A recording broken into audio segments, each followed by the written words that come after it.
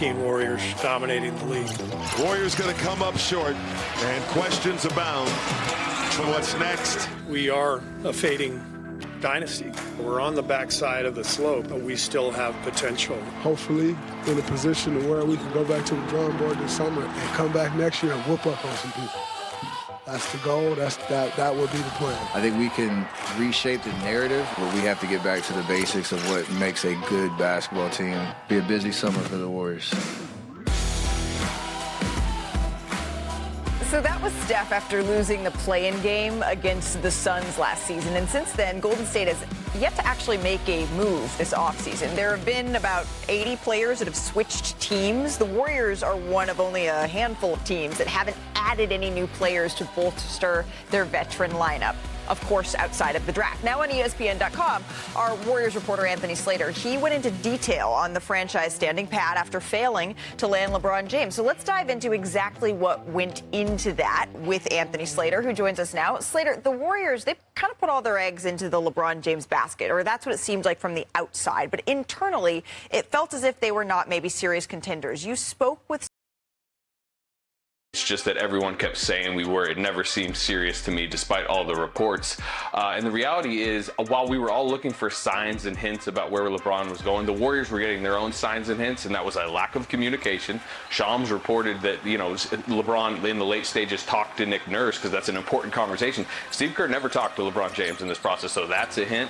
And then Draymond Green's on vacation and getting intel and basically working as a leg of the front office. His contract was related to if LeBron was coming or not, and he's feeding them back pessimism, which he has talked about since. So they didn't hold up any business for LeBron. They re-signed Porzingis, re-signed Horford, chose Melton over pursuit of Anthony Simons, didn't want to pay what it cost to get Rui Hachimura, and they basically decided to run it back. And yes, they haven't added anybody from the outside, but really their plan was to bring this back together. All right, so they bring it back together. Then the Warriors, they've taken some big swings at stars. We've seen this the past couple of years. I don't think it's quite fair to say that they haven't tried, right? And of course, they did acquire Jimmy Butler in 2024. But how, and I'm thinking back to the two timelines, maybe striking out on some picks, how did we even get to this point that this is the conversation we're having?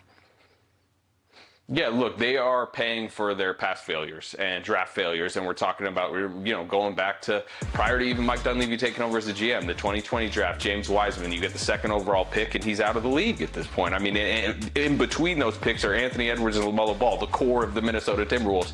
They liked Halliburton in that draft, but they weren't, willing to swing on that. So you look at that, obviously the Jonathan Kuminga developmental saga, the non-trades over the years. They could have traded Kuminga for Caruso at one point. That's kind of a point of angst at times in the organization. And then, it felt like they got a flicker of light back with the Jimmy Butler trade a couple of years ago. They go on a nice run. They get to the second round. They face some injuries. And then Jimmy Butler tears his ACL last year. And now they have an expiring $54 million second best player on the team that's very difficult to trade. So to me, the ACL tear is what was kind of like the final dying days of the Warriors. Yeah, I was just checking really quickly. 23-15, that's what the Warriors were with Jimmy Butler and in the starting lineup last season. So there was reason to believe that this team could have been something, and then injury struck. So at the risk of saying, well, coulda, woulda, shoulda, is there something they could have done this season? Is there anything else they could have done this offseason? They could have tried to really overpay for a big name trade, right? Like could they have bowled the Wizards over for Anthony Davis and tried to use that to lure LeBron James? Boston called around the draft night, and as they were canvassing the league on Jaylen Brown, and it floated the idea of 4 first-round picks in a swap. But you got to remember, as part of 4 first-round picks in a swap is the 2026 draft pick, 11th overall pick, Yaxel Lindenberg, who they already drafted, and they're really high on Yaxel Lindenberg. If you read the story today, I mean, Steve Kerr expects to play him a lot early on. They've come to fall in love with him during the draft process. Yaxel actually interviewed with him during the 2025 draft process and said, the quote he uses, they told him he was acting like a jackass in those interviews, and he showed him maturity after his year. He showed him maturity after his year at Michigan, and they expect to plug and play him right away. He's on a 4-year, $28 million rookie deal, and I think as we look back at this summer and this idea of a stagnant summer, if Yaxel Lindenberg on a 4-year, $28 million deal explodes as a really plug-and-play starting wing, I think we'll look at it differently. Yeah, and that's a reason why they went for potentially an older player in this draft, someone who's a little bit more mature. I got to tell you, Slater, the other day I found a letter from an internship I did with the New York Times, and it laid out, it was like, 5 paragraphs, all the things that I could have done better and what I did well. None of it was the honesty that Steve Kerr just gave to Axel Lindenberg in that last interview that he did. So you know what? I appreciate that kind of feedback. We appreciate the time, Slater. Thank you very much. I did. But apparently I didn't need to be told that I was jacket. That's hilarious. All right. The over-under on Golden State's win total was set by 41.5 by DraftKings. That would be their lowest win total, though, Ramona, even though you're saying it's about right, since Draymond Green's rookie season in 2012, 2013. So let's dive into this a little bit more with Ramona, with Mark Spears, with NBA champ Kendrick Perkins as he's sliding in and out of frame. Perk, I'm going to start with you here. What's your reaction to the state of the Warriors, where they currently are? That Steph needs to be planning his exit strategy from the Golden State Warriors. Stop it. No, I'm saying not this year, but think about it, Malika. Over the last 4 years, the Warriors have been in the play-in tournament. And guess what? This year, the way that the West is stacked up, they're going to be a play-in tournament team again. And so if you're Steph Curry going on the age of 39 and you look at this roster knowing that you have 4 NBA championships and know what a championship roster look like, you can't waste any more time hoping and banking that Mike Dunleavy is going to get it right or make the moves that's needed to make sure that you're able to compete for a title, especially in the tough Western Conference. I want Steph Curry to retire in a Warrior uniform, but I also want to watch Steph Curry play meaningful basketball. I want Steph Curry to be playing when it matters the most. And with this roster and what they have, he's not going to be there anytime soon.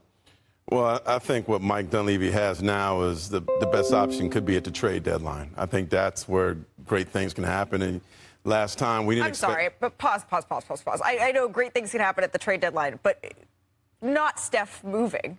Not Steph. No, okay, I was like, wait a minute, that deserves a response. Yeah, no, I think Steph signs his deal, and he is a Warrior forever. Okay, continue. Yeah.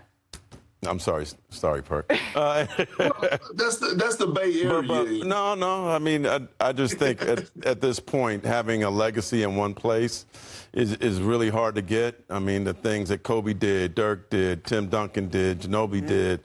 I think Tony Parker regrets going to to Charlotte, and he could do it over, you know. And I'm sure Paul Pierce, your guy, which he finished in a Boston uniform. So I think, look, Steph got 4 titles.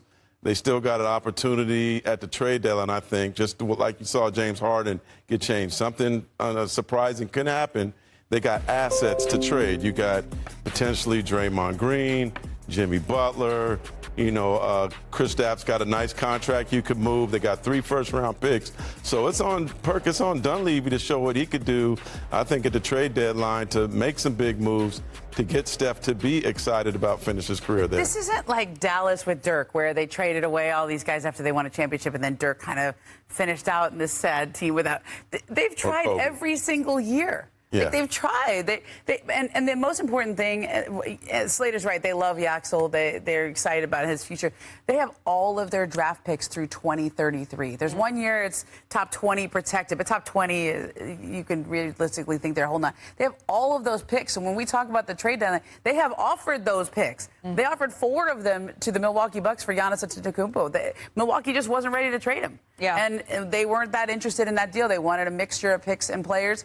They didn't. They were, yes, that is correct about Jaylen Brown, but they didn't want to trade for him and pay him an extension that he'd be looking for because it doesn't fit their timeline at all. They've shown restraint with Anthony Davis in those conversations, and so you still have a full cupboard of picks. Like you still have a full complement of assets. I think they're in a pretty good spot.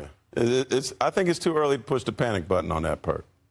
Well, listen, I wasn't talking about trading Steph Curry right now, but what I'm saying is that when you talk about after this season, how long do we expect Steph Curry to be miserable? How long do we expect Steph Curry to continue to be in the play-in tournament? How long do we expect Steph Curry to have to deal with Draymond Green antics when it's not resulting and when the results are not getting to where he's trying to go? Yeah. Again, I could see, right, if we were witnessing a decline in Steph Curry game, but Hell, last year he averaged damn near 28 points per game. I think that Like, Marcus Thompson is one of the Athletic is one of the best beat writers in the game today, and he went to Arkansas to go and chat with Steph Curry when he was at Moses Moody's camp this past week, and Steph essentially said, "I have my eyes wide open, and I'm okay with it." And I think that that's the natural curve of what happens in the lifetime of a dynasty.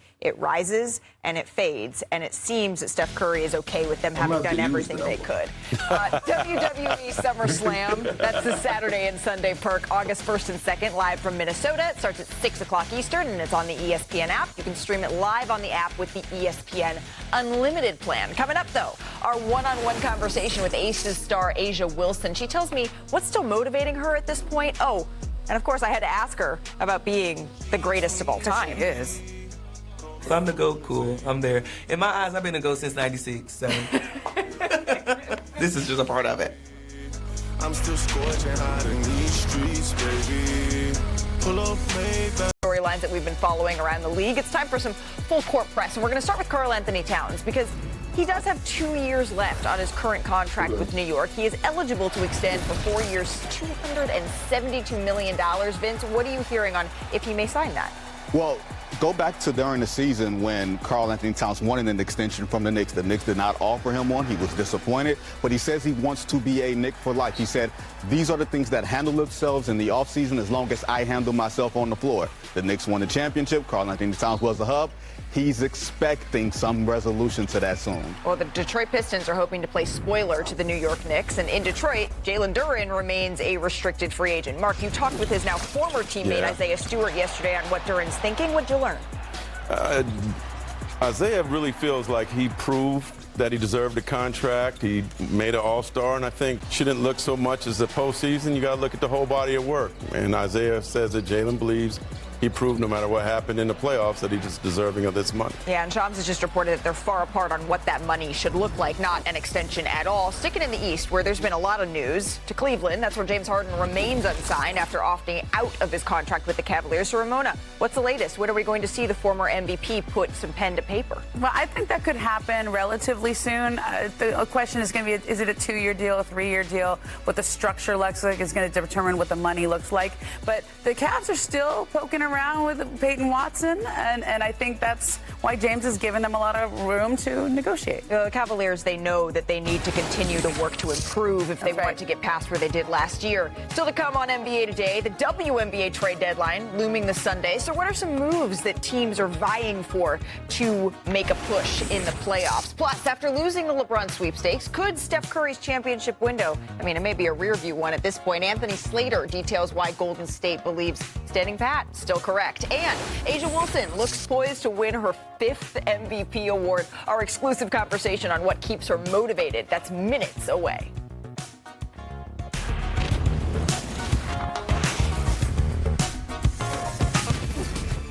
To the game of the night in the WNBA, Angel Reese and the Dream taking on Paige Beckers and the Dallas Wings. This one went down to the wire. We're going to pick it up with the most pivotal play. Just over 20 seconds left to play. The Dream down 4 here. Watch Alicia Gray. Goes up for the 3. They called this a foul on Arike Ogunbowale. Not only was it called a foul, the Dream, they challenged the call, wanting a flagrant foul. The refs were looking for foot-to-foot contact. This is upgraded to a flagrant 1 off of the reckless closeout. That is what the call was. Ogunbowale can't believe it. And honestly, my eye test can't either. So Gray's 3 clutch free throws cut the deficit to 1. And then in the closing seconds, they get the ball. So Ryan Howard inbounds it to Alicia Gray. Gray, little fader over Paige Beckers. So it's a 5-point swing here. The All-Star hit 5 or 25 points in those final seconds. So no timeout on the final possession. The Wings down 1. Look at Paige Beckers calling for the ball, wants it on the action. Jess Shepard scanning, looking. Paige can't get her hands on it in this final possession. Oh, that can't happen. Yeah, Shepard's tipping, comes up short. So the Dream, unbelievably, snatch victory from the jaws of defeat. Understandably, the Dallas Wings completely upset about how this one ended, but Atlanta escapes with an 82-81 victory. And an awesome night of action. It calls for an awesome analyst to break it all down. Megan McEwen is here. Megan, you're making your NBA Today debut, and we're so glad to have you here. Thanks. Looking forward to chatting with you guys. Let's dive straight in, because what we just saw, I mean, the Atlanta Dream, they have now won 4 straight. I need your reaction to those final seconds. Did it blow your mind as much as it blew mine? And then what have they figured out lately, the Dream? That the final couple of seconds of that game were unbelievable, especially because you commit the cardinal sin of fouling right at the end of a game when you already have a lead, and then a 3-point swing turns into a 4-point swing, and just like that, Atlanta Dream comes out on top. But the Dream have been able to find consistency over the course of the last 4 games. To start the season, Atlanta had one of the most talented rosters on paper when they added Angel Reese, but they underperformed at the beginning of the year. But now, Bree Jones has returned from injury, and she brings a level of physicality and rebounding to the floor that Atlanta definitely needed in addition to Reese. That come from behind win last night was a perfect example of why Jones is so valuable. 3 of her 7 rebounds happened in the 4th quarter, and they prevented extra possessions for Dallas, or they created extra possessions for Atlanta.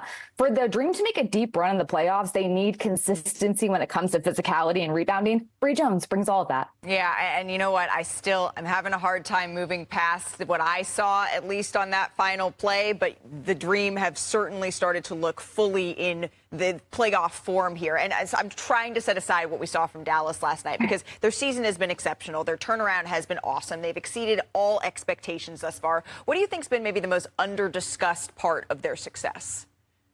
It's hard to believe that it's under-discussed with Dallas, but Arike Ogunbowale is really starting to find a flow within Jose Fernandez's system. Keep in mind, when Arike came to Dallas, she had to do literally everything for the course of her career in terms of scoring the ball. But Dallas plays with great spacing now. They got multiple playmakers in Paige Beckers and Jess Shepard. And now Arike is able to play off the ball. She's got more room to create. She's not forcing shots. She's making great reads, and she's getting to the foul line more. Arike's had at least 17 points in her last 6 games. For Dallas to be a legit contender, they need that scoring consistency and smart playmaking by Arike. All right, so we're also, Megan, this is the best part of the year, because not only are we marching towards the postseason, we're just a few days away, right, from the WNBA trade deadline. That is already coming up on Sunday afternoon. Some key players could be on the move here. Ramona Shelburne has her ear to the ground on all these potential transactions, and I want to bring her back in here. Ramona, what are you hearing in terms of 5-time All-Star Kelsey Plum? Because we know Shanae said on Countdown the other night that her phone has been starting to buzz with that name. Look, the Sparks have been getting calls on Kelsey Plum for weeks, but it's really just been this week that they've been engaging in those calls. And I think something has shifted. They've been losing. Obviously, they're not really going anywhere this season. And Plum is a player that everybody wants. And the question is, who is going to trade for her without a commitment for her beyond this season? Yeah. If the Sparks were willing to move her, right now what I'm hearing is they're asking for the world. It doesn't look like she'll move unless anybody's willing to meet that price.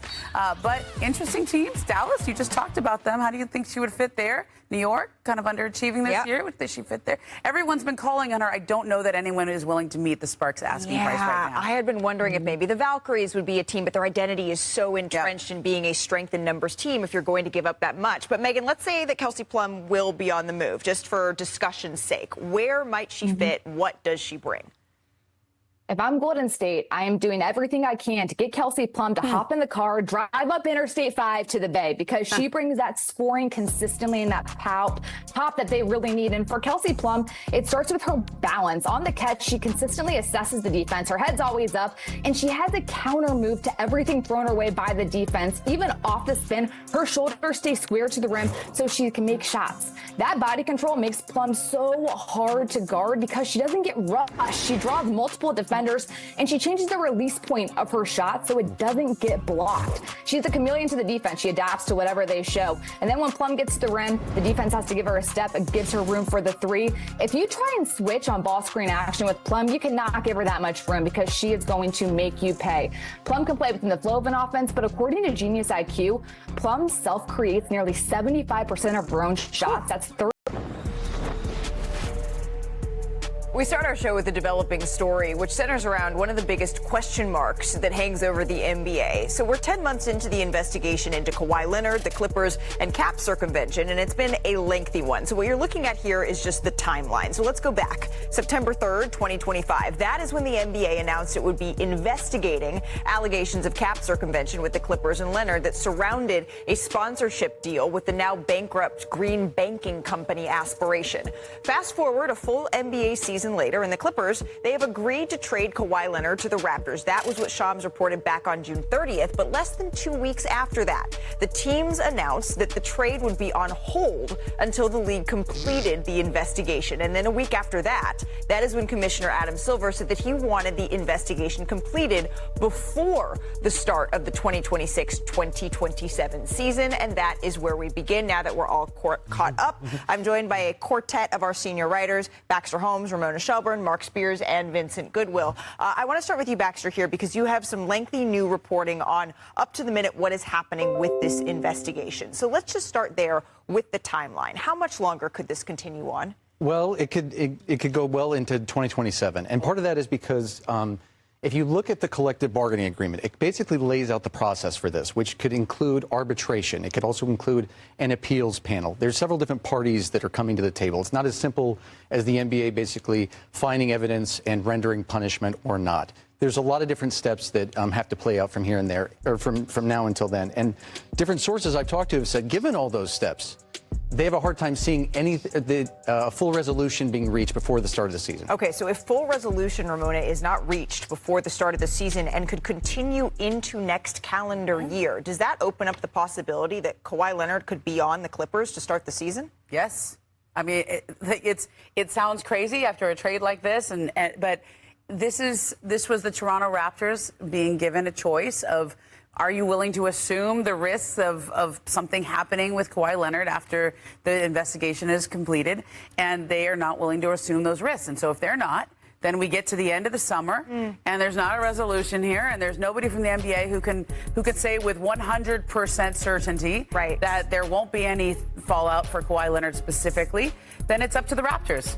And I understand that because we just saw what happened with the Miami Heat and Terry Rozier. The NBA had an investigation. A couple of people pointed me to this very specifically. They had an investigation into Rozier. They didn't find anything. And then a year later, after the Heat had traded for him, they get stuck with a player who's now out of the league. And they had given up draft compensation. And settled that out of court. So I can see a world in which Kawhi Leonard is back on the Clippers if this trade doesn't go through. And the Clippers, quite frankly, are fine with that. Now, they did the trade. They like Brandon Ingram, but they like Kawhi Leonard, too. This only happened because they weren't really willing to extend him. I cannot remember a situation, Mark Spears, and you have covered the NBA much longer than I have, that has ever resulted in something quite like this. Can you? This feels very unprecedented. Yeah, and then the guy kind of stuck in the middle is like all-star Brandon Ingram. Sure. He and Glorilla trying to figure this out right now. Like, are we going to be in Toronto? Or are we going to be in L.A.? And I talked briefly with Rich Paul, and he's like, it's a business. Brandon knows it's a business. He's fine either way. He's also making $40 million. That helps. So this is like, a first world problem. But he said Brandon's in a good headspace. Either way, I would assume he might be upset, but according to Rich, he's good. Adam Silver's in a real trick bag here because he has to make a decision on the investigation, but also look steps ahead on what arbitration could look like if there are penalties levied on Steve Ballmer. And we know Steve Ballmer can lawyer up as well as anybody. So you have to take not just the steps of the evidence, but also protect the league and their interest in this. And this is so unprecedented, Malika and everyone else. A top 30 player, a two-time finals MVP who's still pretty much effective, tilting the balance of possibly the Eastern Conference if he goes to Toronto or if he stays with the Clippers. The thing that I would emphasize here is the seriousness of the charge of salary cap circumvention. I think some people might hear that and think that this is not that big of a deal, but the salary cap is really what governs competitive balance and fairness across the league. It's as serious as a charge as you can levy against an NBA team. So the NBA is going to look at this very carefully because that's not something that it's not a parking ticket. You can't just approach that kind of gingerly. And the Clippers are certainly, they've maintained their innocence from the very beginning that they did not funnel money to Kawhi Leonard through aspiration.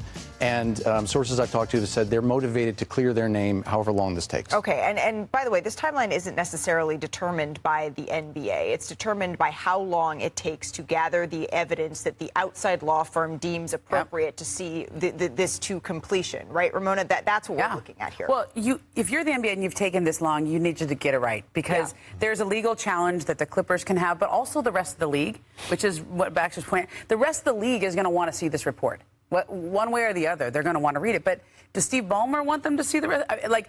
These are all things that are going to need to be arbitrated or at least discussed between the league and the Clippers before we even get to a resolution of whether or not Kawhi Leonard has any penalties on him. Right, and this is something that's really chewy. There's a lot of very dense information here that we're working our way through, and I understand that it's the middle of July. But at the end of the day, why we started our show here is because there is a real possibility that Kawhi Leonard and the trade with the Toronto Raptors, that is completely in flux, and it may not go through. So I want to bring in our NBA analyst, Kendrick Perkins, here. Perk, when you're looking at that fact, you've played in the NBA, you've analyzed it for many years. I've never seen something quite like this. How could this process, then the way it plays out, maybe shape the way that this season starts? Well, look, let me say this. If I'm the Toronto Raptors, I'm finding a way to get up out of this deal. I'm finding a way to back out. I want out. I don't want to even be involved with this no more. I don't even want to think about having Kawhi Leonard in a uniform, because now all of a sudden, say if this lingers on and it get closer to the season, and I understand Rich Paul is talking about Brandon Ingram understands it's a business, but we're talking about real human beings here. We're talking about Brandon Ingram and Grady Dick, who was a crucial part of the Raptors' success last year as far as them being relevant again and making it to the postseason. If I'm the Raptors, I want to call this trade off. I want to call my two key rotation guys back in, and I want to start healing those wounds right now so that when I get to training camp, I don't have to deal with that. I don't have to worry about if a guy's going to be disgruntled. We saw the effect when it happened to Dalton Connect with the Los Angeles Lakers. He wasn't right when he hasn't been right since. Right. So we have four of the most plugged-in reporters on the NBA. Has anyone heard anything to that effect that the Raptors, is there a timeline here that the Raptors are going to say, no, we are out, this can't continue into the season? Because it's not the NBA that's going to say that. It would have to be one of the teams. Has anyone heard anything to that effect? I haven't heard them trying to back out. I think the discussion is more of a league-wide discussion, which is when you have a trade that gets held up, whether it's a failed physical or something like this on the back, you can modify the trade. So let me ask you this then. If you are Mark Spears, the Golden State Warriors, or the Miami Heat, or one of these teams that did not get LeBron James, would you be willing, if this trade goes through, doesn't go through, to say, you know what, we would be willing to take that risk? Brandon Ingram is a very impressive scorer. You put him next to Steph, you put him next to Giannis. If I'm a team, maybe you call. He's back in Toronto. Would you be willing to make? No, I'm saying. Why? Would you be willing to call the Clippers absolutely not. and say, hey, I will take this deal? I think you explore it. I think if you're one of these other teams who came away empty in the offseason and you didn't get LeBron James, think about the Detroit Pistons. They have all these salary cap exceptions that they can make, and they struck out in free agency. I think there's too much risk. The question is, if the risk is there, does that mitigate what the trade value is? Can you get Kawhi absolutely would. At a lower price? Because think about the Clippers have gone full in on going young. Yeah, but in which case, why would the Clippers deal him if the price is that much lower? You just wait for resolution and but if you get revisit at the trade deadline. He comes back to the Clippers. Sure. He comes back to the Clippers, Perk. Let's say you get a resolution, he comes back to the Clippers. The Clippers then have to face the question of, do you want to play someone who's had injuries over the years? And then that could be another risk that you're taking a look at. Yeah, and then you would try to find a new home for him up until the trade deadline. Think about it, right? You're talking about a guy that the reason that Kawhi Leonard, one of the reasons that they want, one of the reasons that they want to trade him is because they don't want to give him a contract extension.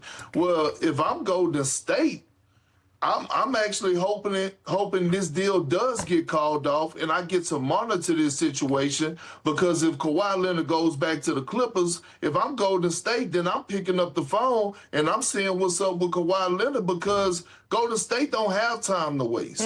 Like, Steph Curry is 39 years old. Steph Curry played at an all-NBA level last year when he was available. Steph Curry needs another dude on the side of him. We don't know what Jimmy Butler is going to look like. So, again, it's an investigation. I feel like they should hurry up, but I know it's a lot of things, a lot of T's that has to be crossed, a lot of I's that has to be dotted. And Vinny said it best. We're talking about Steve Ballmer, one of the richest men in America. You know what I mean? So when it comes to getting a lawyer to fight against anybody, I know he's prepared. I think that the NBA very much wants to get this right. And I think there's a lot of attention on it, and they can look at, does the NBA want to do this? And they want to start, they want to go. I think the NBA wants to get this right. People have said to me all throughout that Adam Silver has forecast that in all his comments about how the burden of proof is on the league, that we're going to follow the facts. They want to be thorough so that at the end of the day, this process can look fair, transparent, accurate, and that everybody can feel at peace with what happened. And ultimately, as basketball fans, right, we can sit up here and talk about the trade implications. But as you said, cap circumvention, that fairness is the jewel of the league and where everything sits. So just to add another wrinkle, the league decided that they were going to schedule the Clippers Raptors to meet in a preseason game in Vancouver because that's, close for everybody. That's October 10th. It's a part of the NBA's Canada Game series, so we'll see if this is resolved before then. Baxter, thank you very much for that reporting. Let's check in on some other storylines that we've been following around the league. It's time for some full court press, and we're going to start with Karl Anthony Towns because he does have 2 years left on his current contract with New York. He is eligible to extend for 4 years, $272 million. Vince, what are you hearing on if he may sign that? Well, go back to during the season when Karl Anthony Towns wanted an extension from the Knicks. The Knicks did not offer him one. He was disappointed, but he says he wants to be a Knick for life. He said, these are the things that handle themselves in the offseason as long as I handle myself on the floor. The Knicks won the championship. Karl Anthony Towns was the hub. He's expecting some resolution to that soon. Well, the Detroit Pistons are hoping to play spoiler to the New York Knicks. And in Detroit, Jalen Duren remains a restricted free agent. Mark, you talked with his now former teammate Isaiah Stewart yesterday on what Duren's thinking. What'd you learn? Isaiah really feels like he proved that he deserved a contract. He made an all-star, and I think